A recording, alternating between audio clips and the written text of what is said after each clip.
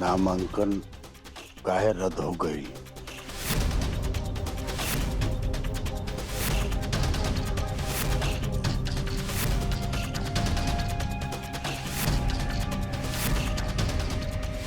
अभी ज्यादा जानकारी नइखे। विधायक जी कहनी है कि ई बात बताए देही प्रधान जी के, यही खातिर रउआ के फोन कैनी ना। रखी, फिर बाद में बात हुई।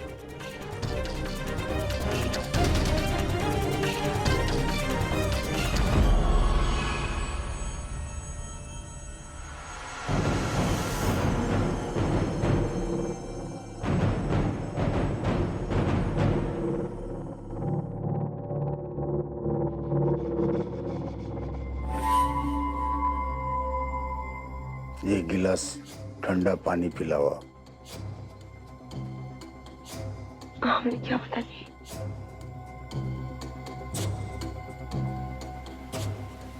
का भइल? अमर के लेके कोनो बात भइल का?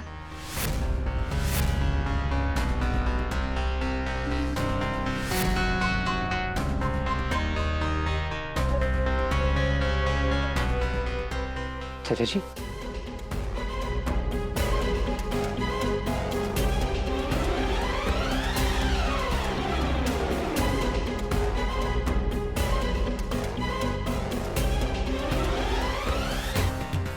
अम्मा जी,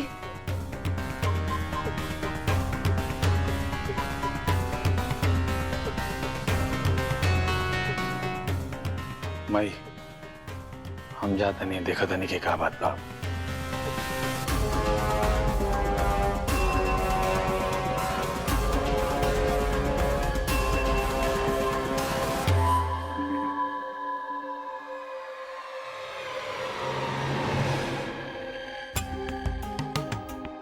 अभी पानी के गिलास ही टकराला, राती खुन विदेशी बोतल खुली, बिना पानी का मजा लिया। भैया ऐसा का हो गई कि चुनाव के पर्चा भरल पे ही रोक लग गई? अरे पार्टी के पता चल गई होई कि गंगापुर पंचायत के सही उम्मीदवार के बा। हकीम चाचा के सब पोल पट्टी खुल गई होई। उनका सारा काला करस्तानी के चिट्ठा उड़िया उड़िया के अफसरन के मुंह पर और पार्टी के दफ्तर तक पहुंच गई होई। तब तो उनके ऊपर जांच भी हुई। हकीम चाचा के ना जितना पाकल बार बा ना, उतना वो घोटाला कैले बाड़न। भैया ये बात ऊपर कैसे पहुंच गई? पहुंचल है ना, हम पहुंचौनी है हाई कमान साहब के चिट्ठी लिख के। चिट्ठी में अपन नाम ना लिखनी है कि केहू को पता ना चले। हाँ, भूटन शुक्ला के हल्के में लेत रहन जौन लोग। अब पता चली। बहुत घाघ बाड़ा भैया। वही दिन विधायक जी प्रधान जी के सामने हमरा के बेइज्जत कैले रहलन ना। हैं? अब जब ऊपर से चाबुक पड़ी तो देखिए कैसे उछली हन। पार्टी से थोड़े बड़ बड़न विधायक सिधायक। मान गए भैया तोहरा खोपड़ी के।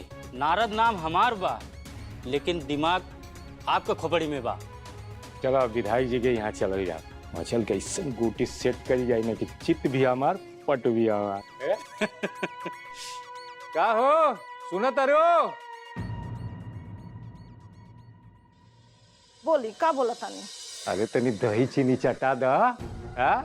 सब कुछ शुभ शुभ रही ना तो प्रधान के भौजाई कहबू।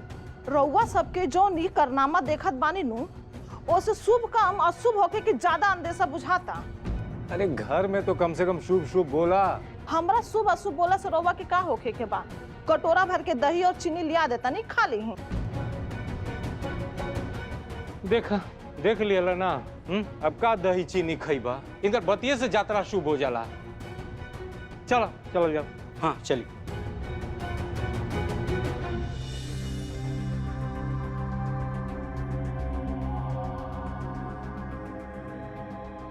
बाबूजी, जौन होखे के रहे वो हो गईल।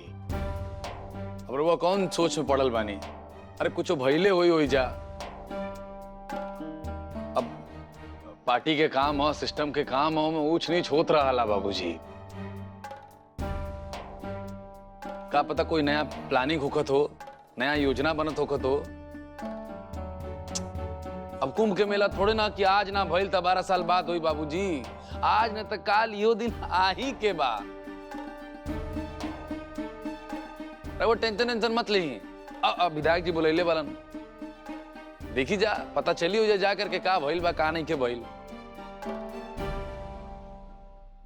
माता रानी करे कि तू जो बोल रहल बड़ा वैसे ही हुआ अमर। लेकिन चिंता के विषय ये बा कि अगर ऐसे ना भइल तो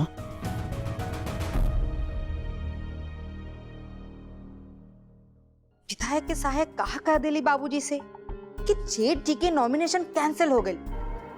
हाँ, हमार कहे के मतलब ई बा कि थोड़ी देर खातिर रुक गई बा। अब हमके तो लगा था कि केहू के नजर लग गई बा।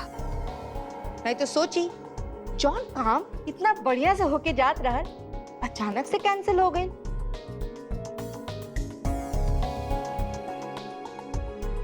हाँ, करत ही बाद में।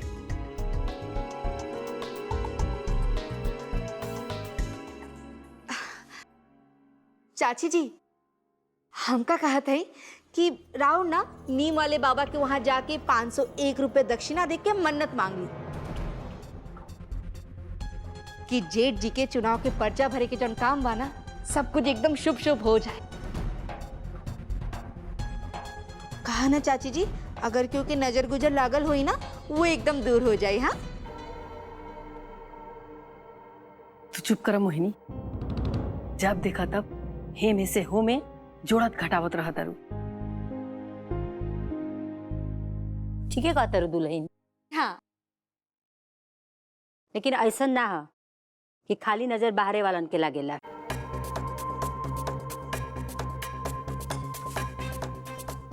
कबो कबो ऐसा होखेला कि घरों के आदमी जवन चीज पर नजर गड़ा के देख लीनू वो काम बनते बनते बिगड़ जाला।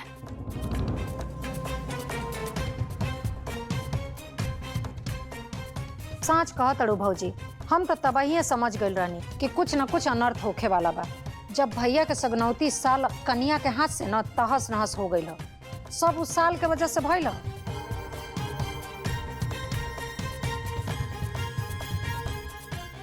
अगर उस सगनौती साल खराब ना भइल नु तो आज ही पर्चा भरे के काम भी ना रुकल रही। ना हो बुआ जी, साल जड़ नहीं खे, जड़ तक केहू औरे बा। ई आरती भौजी, ई अगर साल खराब न कैले होती तो आज दिन हमार बहुत अच्छा रहा। का है कन्या, काहे तू साल खराब कर देलू हो? अगर इस साल ना खराब कैले रहतू तो आज पर्चा भरे में इतना बिघन ना पड़ी। बुआ जी, हम जानबूझ के साल ना खराब करनी है। तो तू जानबूझ के का करेलू? एक दिन ना नमक की जगह जहर डाल दिया, सबके मर जाए और तू राज करी है। जानबूझ के हम ना डालेली। आज जौन कुछ भी भइल बा नु सब तारा वजह से भइल बा, और एक खातिर हम तारा के कब्बो माफ ना करब।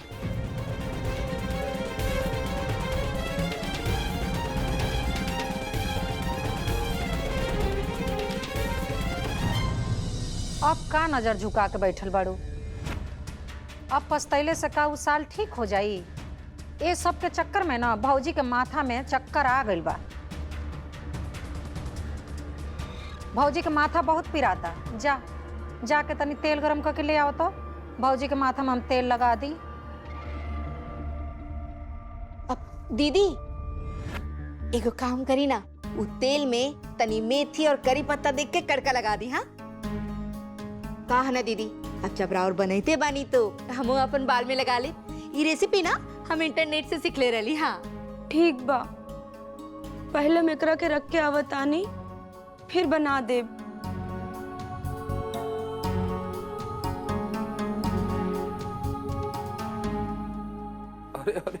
पापा पापा घोड़ा घोड़ा बन के खेलब। अरे बाबू सुन हमार बात सुन, हमरा ना के तहु जाए के बा, तू माई साथे खेला, हम जब आई तो अपना गुड़िया रानी के साथे खेलब, ठीक बा? ना ना मम्मी साथे ना खेलब, तारा साथे खेलब। ना मन बुतू ना पक्का? हमारी बेटी ये नहीं। चल आजो आजो बैठा बैठा बैठा घोड़ा पे बैठा। लकड़ी की काठी काठी पे घोड़ा, घोड़े की दुम पे जो मारा तोड़ा, दौड़ा दौड़ा दौड़ा घोड़ा दुम उठा के दौड़ा, अरे दौड़ा दौड़ा दौड़ा घोड़ा दुम उठा के। हाँ चला अब उतरा उतरा उतरा उतरा उतरा। हाँ सुना इजाबा अब तार माई आगे बढ़े तो अपना माई साथे छुपन छुपाई खेला, और हम कहनी है ना जब सांझी खानी आए तो तारा साथे खेलब, खेला जा। हम चोर बनने जात बानी, 100 तक गिन के आए।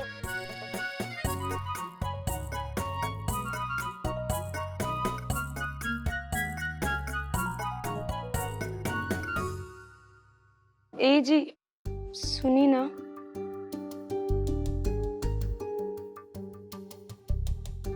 अम्मा जी कहत रहनी हा केहू के नजर लग गई हा, यही से काम में बाधा पड़ गई हा।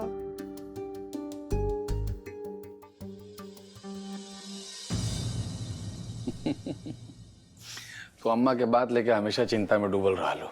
तू देवी देवता के मनावलू, बाबूजी ग्रह नक्षत्र के, और अम्मा के लौकला नजर जादू टोना। फिर भी कुछ तब देखा एगो बात कान खोल के ना दिमाग खोल के समझ ला, समय से पहले और किस्मत से ज्यादा कभी केहू के ना भेटाला। लेकिन एक बात ध्यान रखिए, हमरा के प्रधान बने से और तारा के एक गांव के प्रधान बने से कोई ना रोक सकेला। इसलिए अम्मा की बात पे ढेर ध्यान मत दो, मस्त रहा तबे स्वस्थ रहबो।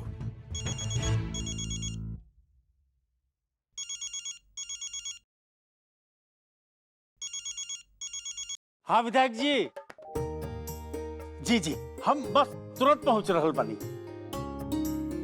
ए अमर, अरे कहाँ बड़े? विधायक जी के यहाँ से फोन आ गई।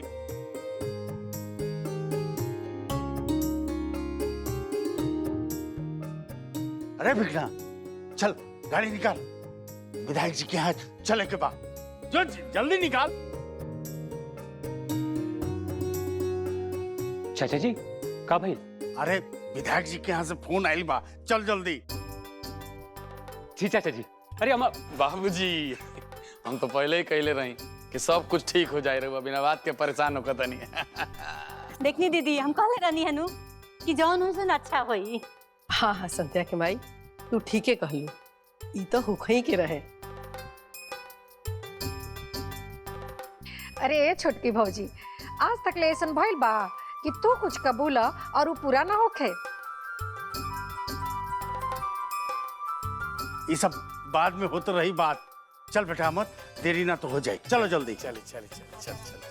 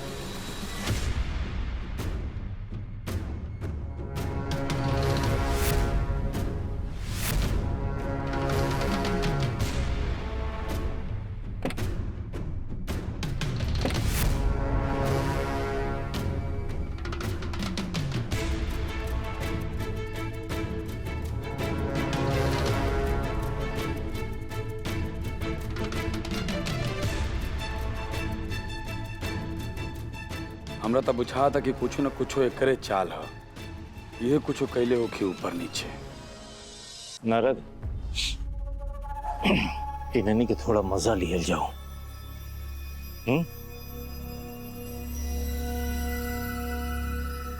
अरे प्रधान चाचा, रहुआ सबके दर्शन हो गई, दर्शन हो गई, दर्शन हो गई, कलेजा तर गई हमार। प्रधान चाचा, प्रधानी चुनाव में पार्टी के तरफ से समर्थन मिलने खातिर बहुत बहुत बधाई, बधाई चाचा।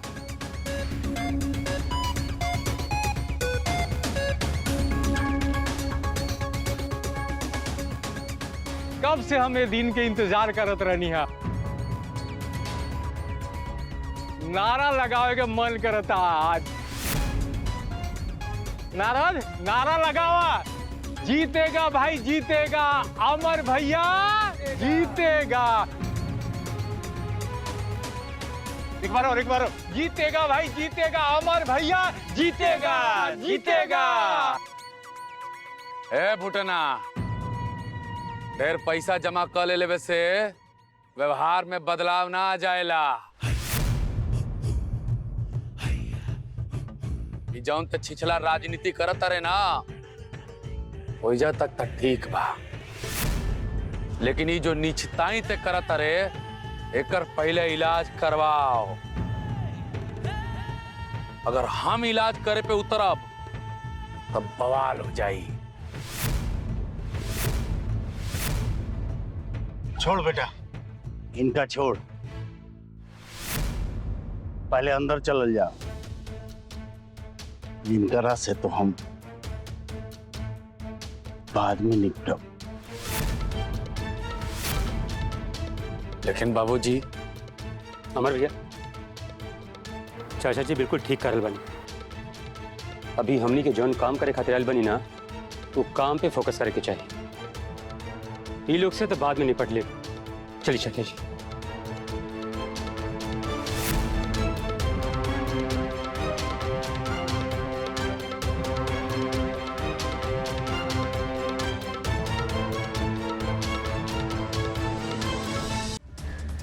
प्रणाम विधायक जी। प्रणाम।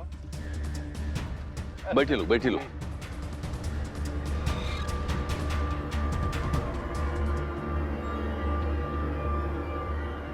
जी, आदेश करी, कौना खातिर बुलौनी है? आदेश का बात, सबसे पहले तो हम रुआ लोग से माफी चाहतन कि इतना जल्दीबाजी में रुआ लोग के बुलौनी है। वो फेर बदल भइल बा पंचायत चुनाव में। का फेर बदल भइल बा? का बताई हकीम भाई। सबसे पहले तो हम रुआ लोग के बता दी कि अब की के पंचायत चुनाव के उम्मीदवार हाकिम भाई के बेटा अमर बड़न। हम और आगे बतावे कि पहले हम चाहतन कि हाकिम भाई के बारे में रुआ लोग के कुछ बताई। हाकिम भाई ये इलाका के सबसे प्रतिष्ठित व्यक्ति बने, दबंग बने। ऐसे इलाका में इनकर काफी होल्ड बा, लोग इनका से जुड़ल बने।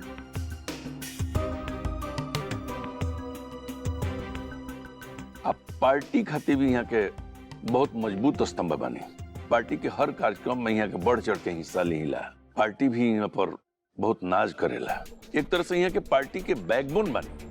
हमार कहे के मतलब है कि पार्टी के रीढ़ के हड्डी बनी यहाँ के। अब विधायक जी, अब इतना बात बनवला के का जरूरत बा? रहुआ तो कट टू कट बोले में विश्वास करेंगे।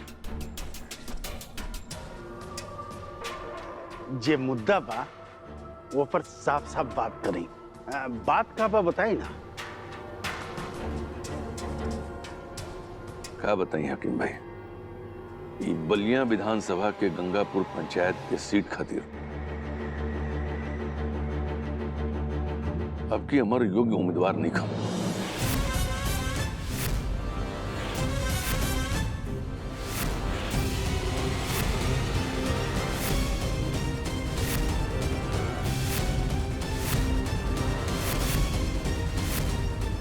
अमर अब पंचायत चुनाव ना लड़ पाई है।